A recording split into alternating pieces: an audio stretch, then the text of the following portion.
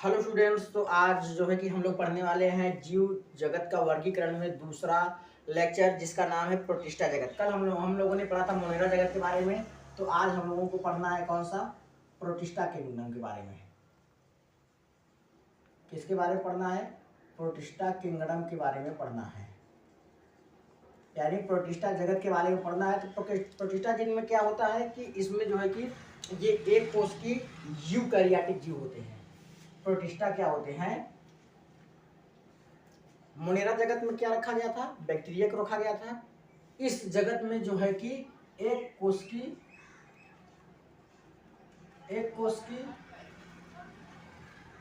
Eukaryotic जीव,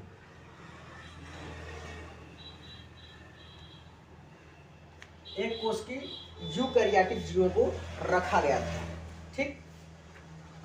दूसरा point इसमें क्या होता है कि प्रोटिस्टा मुख्य रूप से जली होते हैं। क्या होते हैं? प्रोटिस्टा जली होते हैं।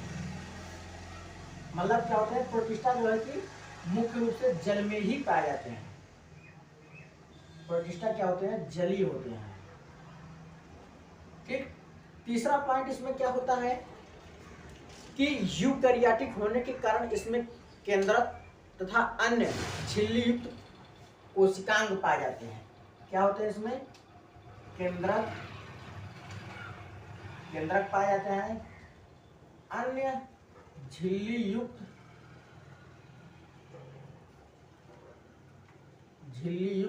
कोशिकांग पाए जाते हैं।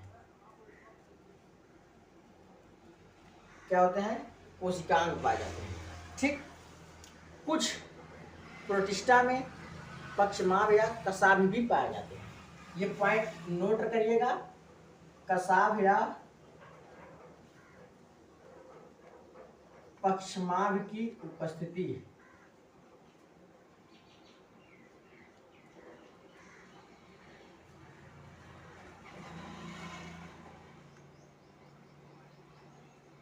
पांचवें पॉइंट की बात करते हैं तो इसमें लैंगिक जनन भी पाई जाती है, अलैंगिक जनन होती है तथा कोशिका संलयन बनने की विधि होती है। क्या होती है इसमें? अलैंगिक जनन होती है, अलैंगिक जनन तथा कोशिका संलयन की वजह से, कोशिका संलयन की विधि से, कोशिका संलयन विधि द्वारा क्या होता है? लैंगिक जनन होता है। ठीक। तो आज हम लोग पढ़ने वाले हैं प्रोटिस्टा जगत। ठीक। तो प्रोटिस्टा जगत के लक्षणों की बात करते हैं। क्यों इन्हें प्रोटिस्टा कहा गया? प्रोटिस्टा जगत इसमें क्यों इनको क्या कौन कौन से जीवों को इसमें रखा गया, तो इसकी बात करते हैं। तो वीडियो को आगे बढ़ने से पहले मैं आपको बता दूं कि अभी तक आपने मेरे वीडियो को लाइक नहीं किया है तो वीडियो को लाइक करें। चैनल को सब्सक्राइब भी नहीं किया तो चैनल को जरूर सब्सक्राइब करें, क्योंकि आप लोग वीडियो देखकर चले जाते हैं, चैनल को सब्सक्राइब नहीं करते तो चैनल को सब्सक्राइब करें, जिससे हम लोगों को और मोटिवेशन मिलता रहता है। तो चैनल को जरूर सब्सक्राइब करें। तो प्रोटिस्टा जगत के बारे में पढ़ते हैं। प्रोटिस्टा जगत में क्या होता है कि प्रोटिस्टा जगत में एक कोष की यूकैरियोटिक जीव को रखा गया है। याद रखिए, इंपॉर्टेंट है ये। क्या रखा गया है? एक कोष की यूकैरियोटिक जीव को रखा गया है। दूसरा चीज, ये जो प्रोटिस्टा जगत के जो जीव होते हैं वो क्या होते हैं? मुख्यतः जली होते हैं। इसमें केंद्रक होता है, केंद्रक के साथ साथ झिल्ली युक्त अन्य कोशिकांग पाए जाते हैं। यह कोशिकांग क्यों पाए जाते हैं? क्योंकि यह जो है कि यूकैरियोटिक जीव होते हैं। तो यूकैरियोटिक जीवों के विशेष लक्षण होता है कि उसमें केंद्रक पाया जाता है या अन्य प्रकार के झिल्ली युक्त कोशिकांग पाए जाते हैं। इसमें किसी किसी प्रोटिस्टा में कसाव या पक्षमाभ उपस्थिति होता है। जैसे यूग्लिना की बात की जाए तो यूग्लिना जो है कि यूग्लिनाइड जो है कि जो इसमें होते हैं, प्रोटिस्टा होते हैं, इसमें 4 भाग हम बताएंगे। उसमें क्या होती है? उसमें कसाव भी पाई जाती है। ठीक। इस किसी किसी प्रोटिस्टा में या प्रोटिस्टा जंतु में जो है कि अलैंगिक जनन होता है, और कुछ में जो है लैंगिक जनन होता है। जो लैंगिक जनन होता है वह कोशिका संलयन की विधि द्वारा जो है कि लैंगिक जनन को संपन्न करते हैं। ठीक। अब हम लोग बात करते हैं किसकी? प्रकार के बारे में। तो प्रोटिस्टा जगत को 4 भागों में बांटा गया है। ठीक। कौन कौन से भागों में बांटा गया है? 4 भागों में बांटा गया है। तो पहला भाग हो गया आपका डायनोफ्लैजिलेट। कौन सा आ गया आपका? Dinoflagellate Chrysophyta. ठीक। पहला आपका क्राइसोफाइटा, दूसरा आपका डायनोफ्लैजिलेट,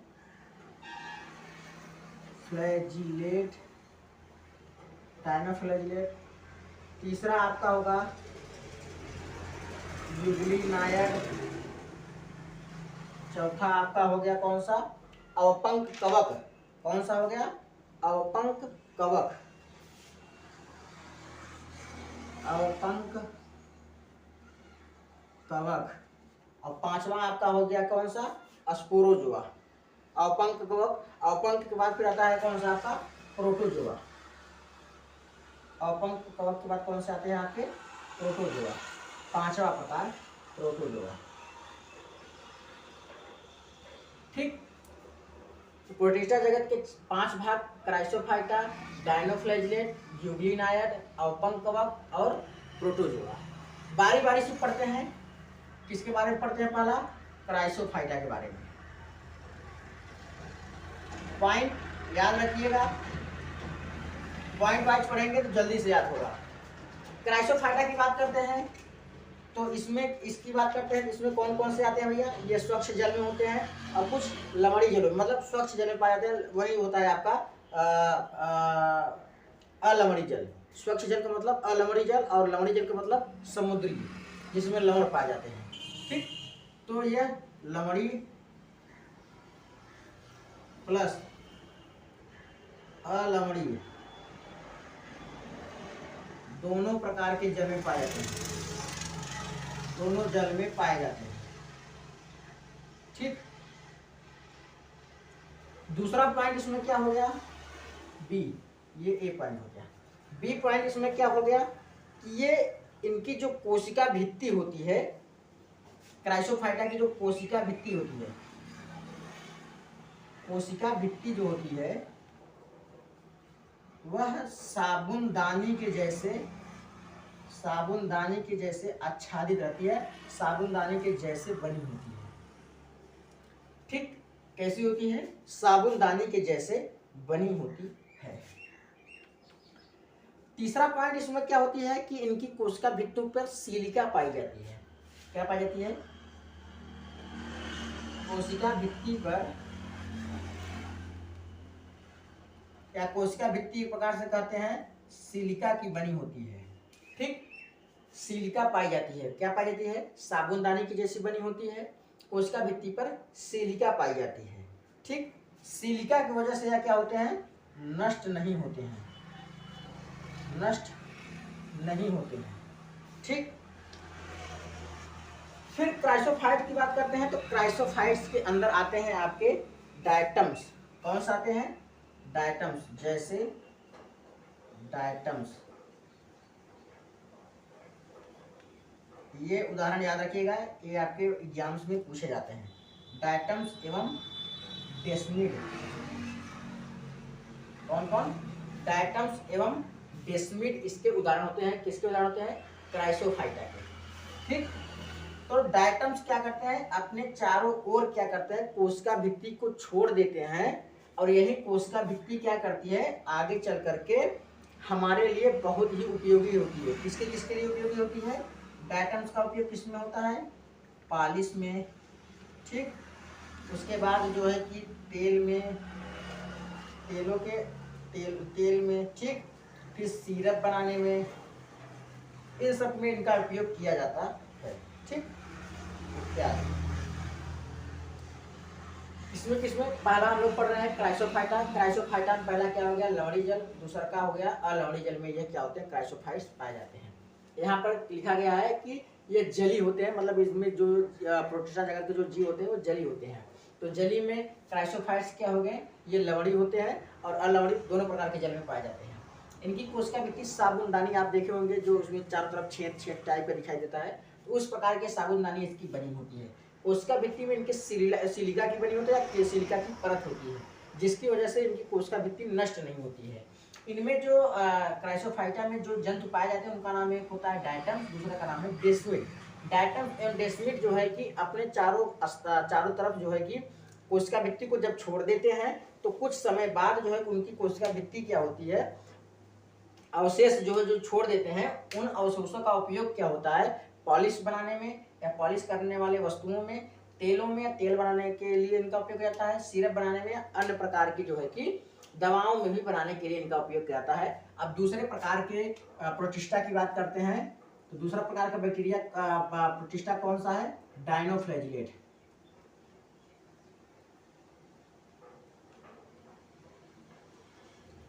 डायनोफ्लैजिलेट की बात करते हैं तो डायनोफ्लैजिलेट में आपका आता है कौन से भैया, फाइकोइरेथ्रिन। मुख्य इंपॉर्टेंट कौन सा पॉइंट है इसमें, पहला पॉइंट है कि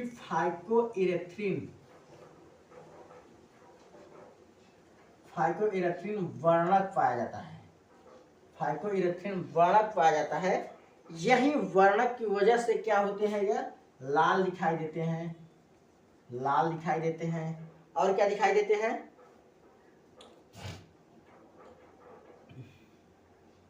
ठीक, लाल दिखाई देते हैं, पीला दिखाई देते हैं, ठीक, भूरा दिखाई देते हैं।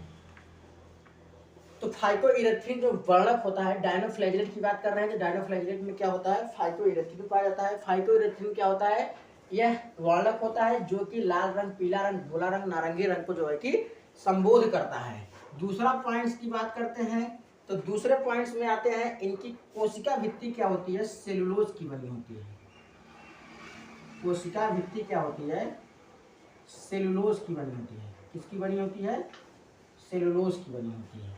ठीक, तीसरे पॉइंट्स की बात करते हैं तो इसमें जो है कि दो पट्टिकाएं पाई जाती हैं। क्या पाई जाती हैं, दो पट्टिकाएं पाई जाती हैं,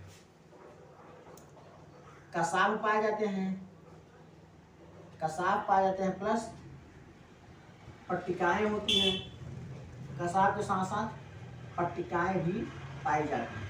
ठीक, चौथे पॉइंट्स की बात करते हैं तो चौथे पॉइंट्स में आता है कि डायनोफ्लैजिलेट जब फूटता है, विस्फोट की वजह से,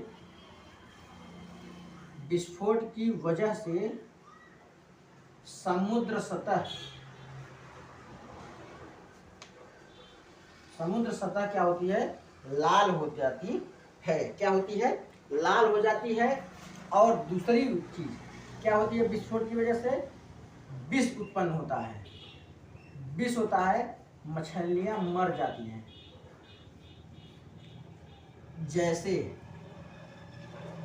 जैसे में क्या आता है आपका, जैसे में आपका आता है गोनिया लैक्स। क्या आता है, गोनिया लैक्स। इसको याद रखिएगा, ये चीज याद रखिए, और डायटम्स और डेस्मिड ये भी याद रखिए। ठीक, तो ये हो गया डायनोफ्लैजिलेट। तीसरे प्रोटिस्टा की बात करते हैं, यूग्लिना की। किसकी बात करते हैं, यूग्लिना की बात करते हैं। तो यूग्लिना में क्या आते हैं, यह केवल स्वच्छ जलों में पाए जाते हैं। कहाँ पर पाए जाते हैं, स्वच्छ जलों में ही ये पाए जाते हैं। तो स्वच्छ जलों में कौन पाए जाते हैं, तो स्वच्छ जलों में जो है कि हमारे कौन से पाए जाते हैं, यूग्लिना पाए जाते हैं। ठीक, यूग्लिना जो है कि हमारे स्वच्छ जलों में पाए जाते हैं। इनमें कोई भी जो है कि कोशिका भित्ति नहीं होती है, इसमें प्रोटीन की परत पाई जाती है। प्रोटीन की जो परत होती है उसे पेलिकल कहा जाता है, और पेलिकल इन्हें क्या करता है, लचीला प्रदान करता है, या लचीलापन इन्हें प्रदान करता है। तो प्रोटिस्टा जगत में यह याद रखिएगा कि कौन सा ऐसा प्राणी है जो कि लचीलापन होता है या जिसमें पेलिकल्स पाई जाती है। तो याद रखिएगा नाम यूग्लिना है। क्या होता है, यूग्लिना है। यूग्लिना में क्या होता है कि इसकी कोशिका भित्ति नहीं पाई जाती है, इसमें प्रोटीन की परत होती है। ठीक, प्रोटीन की जो परत होती है वह जो है इनमें पेलिकल कहलाती है, और पेलिकल की उपस्थिति की वजह से क्या होती है, यह जो है कि लचीले होते हैं।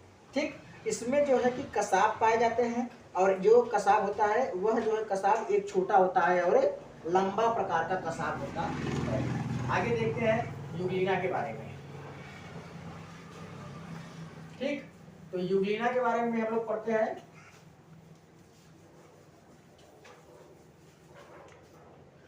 यूग्लिना के बारे में तीसरा पॉइंट क्या है, यूग्लिनाइड। यूग्लिनाइड की बात करते हैं। यूग्लिनाइड में हमने आपको क्या बताया कि यह जो है कि केवल स्वच्छ जलों में पाए जाते हैं। कहाँ पर पाए जाते हैं, स्वच्छ जल में। ठीक, पहला पॉइंट।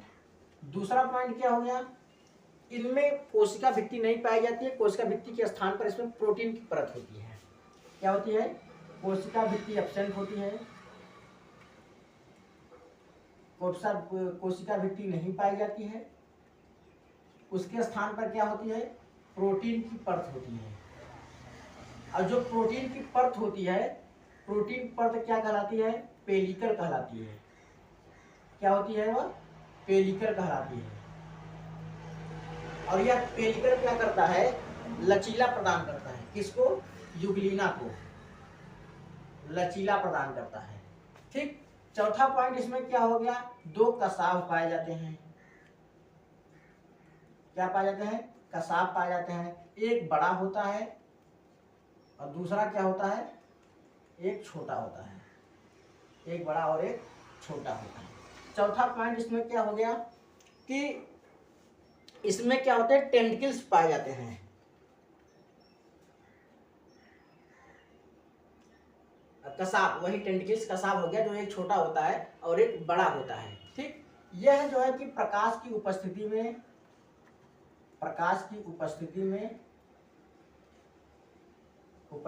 प्रकाश संश्लेषण, याद रखिएगा ये पॉइंट बहुत इंपॉर्टेंट है कि प्रकाश की उपस्थिति में प्रकाश संश्लेषण करते हैं तथा प्रकाश की अनुपस्थिति में यह क्या हो जाते हैं, परपोषी हो जाते हैं, परपोषी होते हैं। ठीक। जैसे में इसका उदाहरण है यूग्लिना। आपको यूग्लिनाइड से ही लग रहा होगा कि यूग्लिना, और इसका एक मेन पॉइंट यह है। तो डायनोफ्लैजिलेट में जो है कि मेन पॉइंट्स क्या हुआ कि इसके विस्फोट की वजह से जो है कि इसके समुद्र की सतह लाल दिखाई दी, जिसमें विष उत्पन्न होता है, जिससे मछलियां मर जाती हैं। कोशिका भित्ति इसकी सेल्यूलोज की बनी होती है, जिससे गोनिया लैक्स। क्राइसोफाइटा में क्या हो गया कि ये लवड़ी और अलवड़ी दोनों जल में पाए जाते हैं। इनकी कोशिका भित्ति सिलिका की पाई जाती है, जिससे नष्ट नहीं हो जाते हैं। इनकी कोशिका भित्ति नष्ट नहीं होते हैं, तो इनकी कोशिका भित्ति का उपयोग पॉलिश करने में, तेल बनाने में तथा अन्य प्रकार की दवाओं बनाने के उपयोग किए जाते हैं। इसका उदाहरण हो गया डेस्मिड और डायटम्स। यूग्लिनाइड की बात करते हैं। यूग्लिनाइड केवल आपके स्वच्छ जल में पाए जाते हैं। इसकी कोशिका भित्ति नहीं पाई जाती है। कोशिका भित्ति के स्थान पर क्या होती है, प्रोटीन की परत होती है। प्रोटीन की परत को पेलिकल कहते हैं, जो कि यूग्लिनाइड वाले जंतु को क्या करती है, लचीला प्रदान करती है। ठीक। इसमें दो प्रकार के कसाब पाए जाते हैं। एक कसाब जो है छोटा होता है, दूसरा कसाब क्या होता है, बड़ा होता है। प्रकाश की उपस्थिति में ये प्रकाश संश्लेषण करते हैं, अतः इन्हें स्वपोषी कह सकते हैं। तो यह प्रकाश की उपस्थिति में स्वपोषी होते हैं तथा प्रकाश की अनुपस्थिति में क्या होते हैं, यह परपोषी होते हैं, जैसे यूग्लिना। चौथे भाग की बात करते हैं। तो चौथा भाग आपका आता है कौन सा, अवपंक कवक। अवपंक कवक,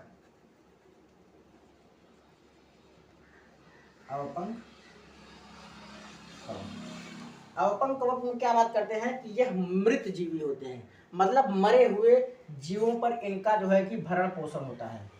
याद रखिएगा, यह क्या होते हैं, मृत जीवी प्रोटिस्टा हैं। अवपंक कवक क्या होते हैं, मृत जीवी प्रोटिस्टा होते हैं, पहला पॉइंट। दूसरा पॉइंट क्या हो गए कि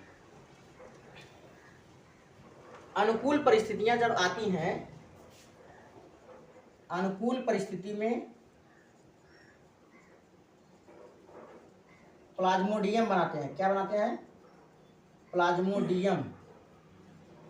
ये शब्द याद रखिएगा कि यहाँ पर प्लाज्मोडियम का मतलब हो गया समूह। यहाँ पर प्लाज्मोडियम का मतलब होता है समूह। और विपरीत परिस्थितियों में क्या करते हैं, यह प्रतिकूल परिस्थितियों में बिखर कर क्या करते हैं, यही प्लाज्मोडियम क्या करते हैं, बीजाणु को उत्पन्न करते हैं। ठीक।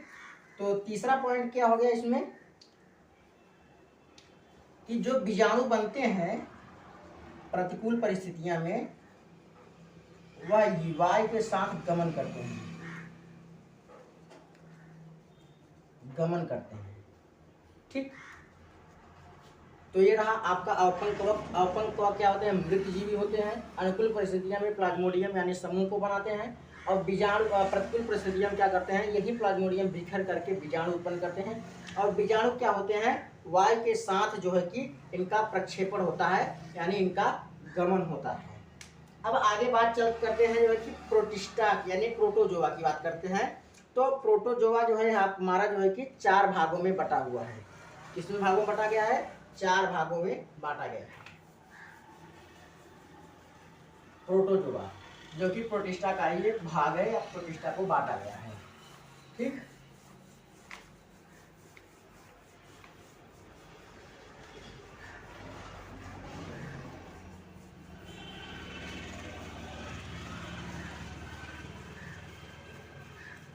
तो हम लोग बात करते हैं किसकी, प्रोटोजोआ की।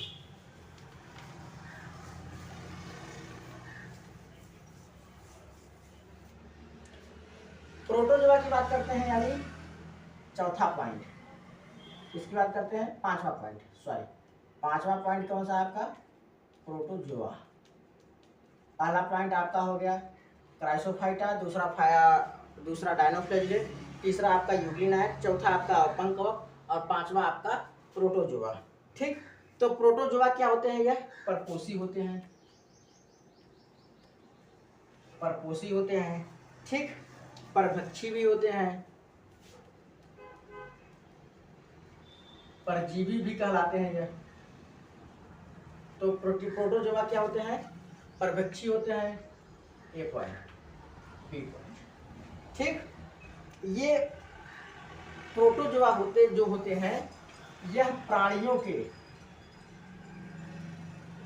साथ संबंध रखते हैं, पुरातन संबंध रखते हैं, पुरातन संबंध जो है कि रखते हैं, या इनका जो है कि प्राणी जगत के साथ जो है कि इनका पुराना संबंध है, किसका, प्रोटोजोआ का। ठीक, प्रोटोजोआ का जो है कि 4 भागों में बटा गया है, 4 भागों में जो है कि प्रोटोजोआ को बांटा गया है, 4 भागों में। पहला भाग आपका कौन सा हो गया, पहला भाग आपका हो गया अमीबी प्रोटोजोआ, अमीबी प्रोटोजोआ।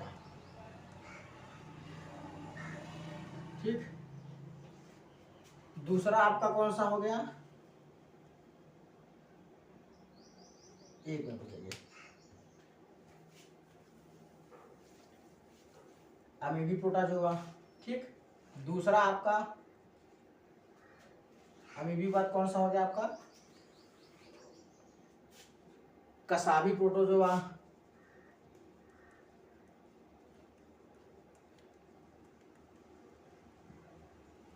ये प्रोटिस्टा जगत के प्रोटोजोआ भाग का भाग है।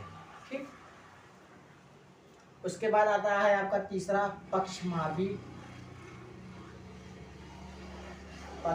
प्रोटोजोआ। ठीक, चौथा आपका क्या आता है, स्पोरोजोआ।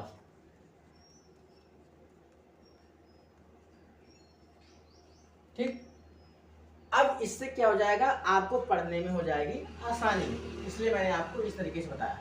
इसमें पहला पॉइंट आपका क्या हो जाएगा, यह स्वच्छ नम वाले स्थान पर पाए जाते हैं, स्वच्छ जल प्लस नम स्थान।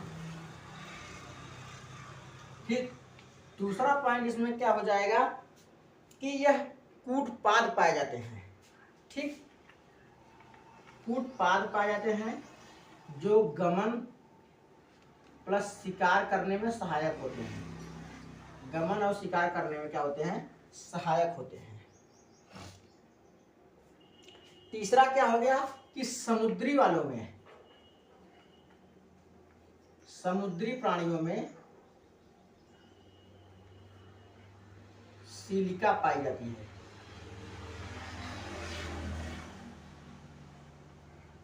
यहाँ पर स्वच्छ जल प्लस लवणीय जल, ये भी लिख लीजिएगा। ठीक, इसका उदाहरण क्या हो जाएगा, एंट अमीबा, क्या हो जाएगा इसका, एंट अमीबा हिस्टोलिटिका।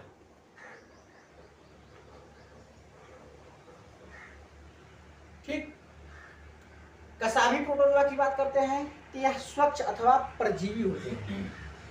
पहला पॉइंट क्या हो गया, स्वच्छ जल में पाए जाते हैं। दूसरा पॉइंट क्या हो गया, ये परजीवी होते हैं। तीसरा पॉइंट क्या हो गया कि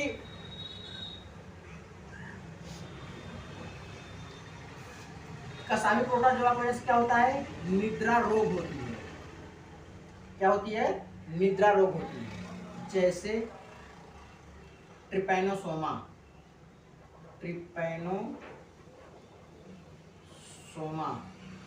तो ट्रिपैनोसोमा की वजह से क्या होती है, तो ट्रिपैनोसोमा प्रोटिस्टा की वजह से या प्रोटोजोआ की वजह से क्या होती है, हमें निद्रा की बीमारी आती है।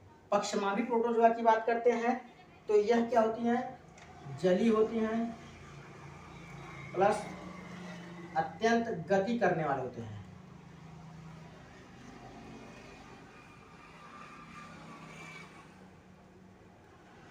अत्यंत गति करने वाले होते हैं। ठीक, दूसरा पॉइंट, अधिक संख्या में क्या होते हैं, पक्षमाभ पाए जाते हैं।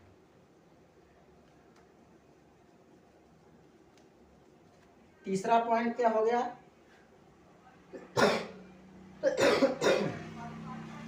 तीसरा क्या हो गया कि इसमें जो है कि इसका उदाहरण सीधा सीधा कुछ और अन्य पॉइंट है नहीं, जैसे पैरामीशियम।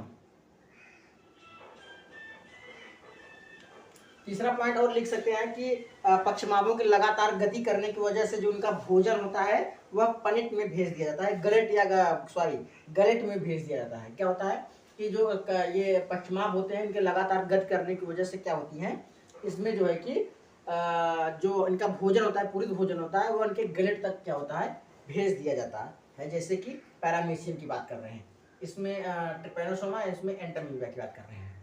अस्पोरोजोआ की बात कर रहे हैं तो ये परजीवी होते हैं। ठीक, दूसरे पॉइंट की बात कर रहे हैं तो परजीवी के साथ साथ क्या होते हैं, यह रोग कारक होते हैं, जैसे प्लाज्मोडियम।